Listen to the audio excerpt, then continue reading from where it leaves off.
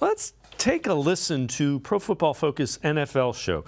Top 5 on the hot seat in the entire NFL heading into the 2023 season. One of them, number 2, is somebody with the Browns. Andrew Berry, Cleveland Browns general manager. I mean, presumably he's the guy that at the very minimum signed off, if not was the driving force behind this decision a year ago to go all in for Deshaun Watson. And by all in, I think he has to physically sign off on it, right? I mean, he probably actually has to sign off on the deal, but yeah. Yes. I mean, we can debate how much that was driven by ownership and how much of it was Andrew Berry's, brainchild or whatever, but he's the guy, you're right, he's the guy whose name is on the sheet. And more importantly, he's the guy whose future is going to be tied to it. Like, if it screws up, ownership doesn't fire itself. Ownership is firing somebody, and the somebody they're firing is the general manager. So Andrew Berry is the guy that went and made that deal happen. And, okay, not only it would be the kind of thing that would expose a general manager's job to risk if it was a normal quarterback. And by that I mean one that didn't come with baggage. If it was just what they gave up to make it happen, if it was just the precedent-setting, precedent-breaking, fully guaranteed 5-year contract, and it didn't work out, it would be catastrophic. When you factor in the allegations and legal issues around Deshaun Watson and the sexual misconduct stuff, now it's a whole other world and an additional layer of pressure as well.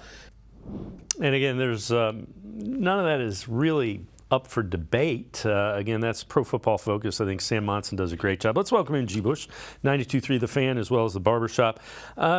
G. Bush, I get the thought process. I like Sam Monson. I like Pro Football Focus.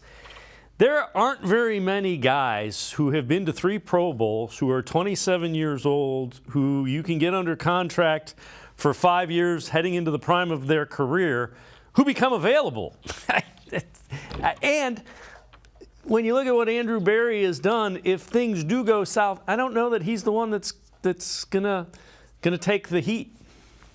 Nah, listen, you got a situation where we talked about this before. When you're looking at what Andrew Berry did, Andrew Berry took himself from obscurity to now having a quarterback that can possibly lead you to the playoffs or even the Super Bowl if he gets back to where he wants to be at. Take a look at what they had with Baker Mayfield. They had a quarterback that was marginal at best.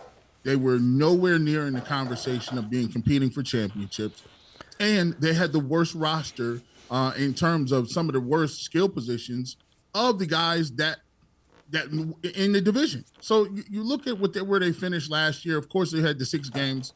The thing that always gets me about when people talk about, some of the allegations and some of the other different things, when you are a Fortune 500 company, when you are a big company, whether whether you're a football organization, whether you're talk about basketball, baseball, or we're just talking about oil, gas, anything, you're going to have to make some decisions sometimes that are not going to be very popular.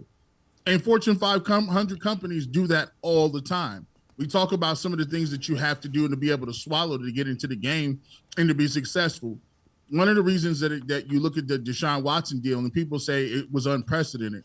At the end of the day, business people who operate at that high level, everything is unprecedented.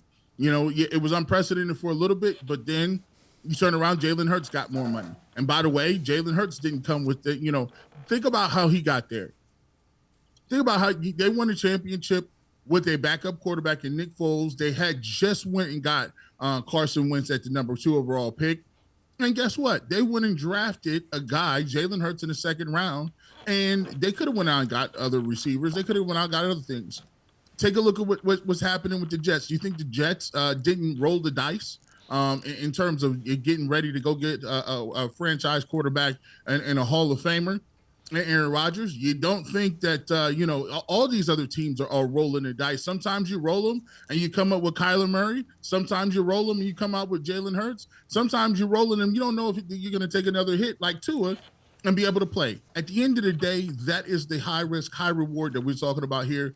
And to be truthful, if you ask Andrew Berry, if you ask Kevin Stefanski, if you ask D and Jimmy Haslam, would they rather be in a position without Deshaun Watson starting this season or with Deshaun Watson starting this season and the weapons and roster put around him, I think all four of them will raise their hand and say, unequivocally, we are all in on Deshaun Watson and what it can mean for the organization. So, and by the way, like you said, you a brilliant point you brought up. I don't think Kevin Stefanski, I don't think Andrew Berry is the next guy up. The next guy on the block is Kevin Stefanski. Mm-hmm. That's the hierarchy right there. It was Baker. When Baker didn't get it done, Kevin Stefanski had an opportunity to say, hold on, I was coach of the year. I won a playoff game. I get to choose my quarterback. Yep. I get to choose a quarterback. So they were like, okay, we'll get that for you. So when you're looking at it, I think Stefanski's on the block. Then it goes to Berry. But I think they'll have a pretty good season, and you might not even have to worry about that. Nope. You have a good season. You win another playoff game. You make a run to the AFC. If you're a contender in the AFC, you're talking about extending your head coach and making sure they're here for a while.